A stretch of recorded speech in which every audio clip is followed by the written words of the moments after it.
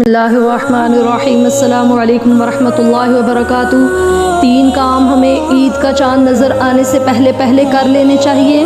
Number 1، اگر رمضان المبارک کا مہینہ کوئی پا لے اور اپنے گناہوں کی معافی نہیں لے سکا تو وہ گہرا جہنم میں جا گرے گا، یہ نبی کریم صلی اللہ علیہ وسلم نے فرمایا۔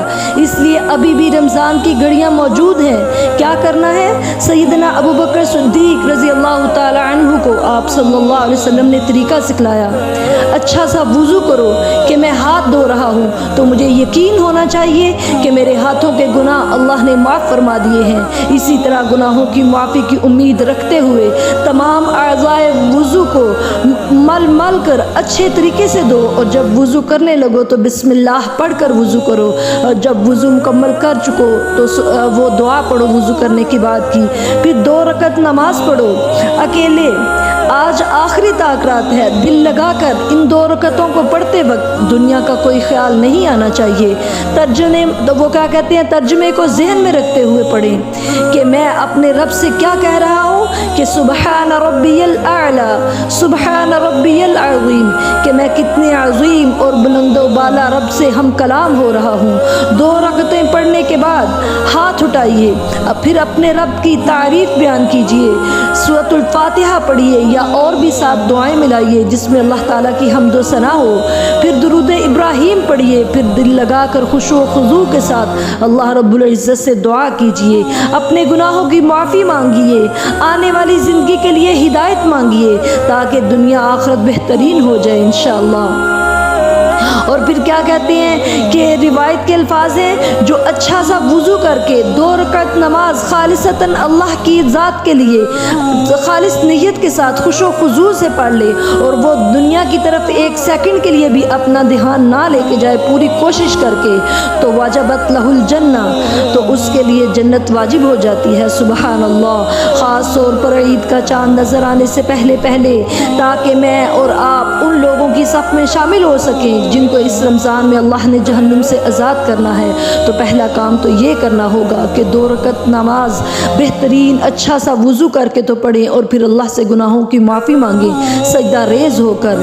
اب دوسرا کام، رسول اللہ صلی اللہ علیہ وسلم نے فرمایا انما الاعمال بالخواتیم، جیسا کہ اللہ کے نبی صلی اللہ علیہ وسلم نے فرمایا کہ انما الاعمال بالنیات، کہ تمام اعمال کا دار و مدار خالص نیت پر ہوتا ہے۔ اسی طرح فرمایا انما الاعمال بالخواتیم، کہ اعمال کی قبولیت کا دار و مدار خاتمے پر ہوتا ہے۔ یہ باقی جتنے گھنٹے رہ گئے ہیں دوڑے لگا دیں اپنی سواریوں پہ کہ کثرت کے ساتھ انشاءاللہ قرآن پاک پڑھنا ہے، کثرت سے دعائیں کریں، کثرت سے اذکار کریں، جب بھی موقع ملے اٹھ کے نوافل پڑھنے شروع کر دیں۔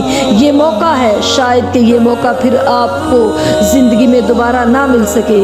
دیکھیں کتنے ایسے لوگ تھے کہ جنہوں نے تمنا کی تھی پچھلے رمضان میں کہ اگلا رمضان اللہ ہمیں نصیب کرے، لیکن وہ نہیں پا سکے، اور شاید جو میری بات سن رہے ہیں مجھ سمیت کہ شاید اگلا رمضان ہم میں سے بھی کوئی نہ پا سکے۔ اس لیے غنیمت جانیے ان گھنٹوں کو، ان گھڑیوں کو کم از کم 1 مرتبہ تو قرآن پاک مکمل ضرور کیجیے، اور یہ کوئی مشکل کام نہیں۔ اللہ ذوالجلال والاکرام ہمیں توفیق عطا فرمائے۔ تیسرا اور آخری کام جو چاند نظر آنے سے پہلے آپ کو اور مجھے کرنا چاہیے کہ اپنے گھر والوں کو بھی اس کام پہ لگائیں کہ وہ بھی اپنے رب سے معافیاں مانگ لیں، اس کی رحمتیں اور برکتیں سمیٹ لیں۔ کس طرح؟ اللہ کے نبی صلی اللہ علیہ وسلم اپنے گھر والوں پہ پانی کے چھینٹے گراتے کہ اٹھو اللہ کی رحمتیں اور برکتیں تقسیم ہو رہی ہیں، انہیں سمیٹ لو۔ دیکھیں قرآن کی آیت بھی ہے کہ یا ایھا الذین آمنوا قوا انفسکم واہلیکم نارا، کہ اے ایمان والو اپنے گھر والوں کو اور اپنے آپ کو جہنم کے آگ سے بچا لو جس کا ایندھن انسان اور پتھر ہوں گے۔ تو اپنے بچوں سے اگر پیار کرتے ہیں تو ان کو جہنم کی آگ سے آزاد کروائیں، ان کے ہاتھوں سے صدقہ کروائیں، ان سے نوافل اور عبادات کروائیں، قرآن پڑھائیں ان سے، اور ان سے کو اللہ سے معافیاں مانگنے کا کہیں، اللہ تعالیٰ کو راضی کرنے کے لیے کہیں۔ اور رسول اللہ صلی اللہ علیہ وسلم کی سنت کو اپناتے ہوئے آپ صدقہ خود بھی کریں اور دوسروں سے بھی کروائیں، کیونکہ نبی کریم صلی اللہ علیہ وسلم جب رمضان آتا تو جس طرح تند و تیز ہوائیں چلتی، اس طرح آپ صلی اللہ علیہ وسلم سخاوت کرتے۔ سبحان اللہ۔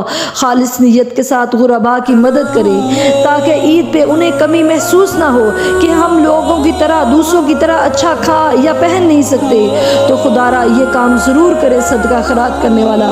اور پھر جو اہم ترین کام ہے کہ اپنے روزوں کی کمی کوتاہیوں کو وہ دور کرنے کے لیے، ان کو مکمل کرنے کے لیے اور ان کو پاک اور صاف کرنے کے لیے اپنے گھر میں جتنے بھی افراد ہیں ان کی طرف سے صدقہ فطر ادا کیجیے۔ اللہ تعالی ہمیں یہ جو چند گھڑیاں رہ گئی ہیں ان سے مکمل طور پہ فائدہ اٹھانے کی توفیق عطا فرمائے، اور اللہ تعالی ہمیں ان لوگوں میں شامل فرمائے جن کو اللہ نے جہنم سے آزادی دے دی۔ آمین۔ السلام علیکم ورحمۃ اللہ وبرکاتہ۔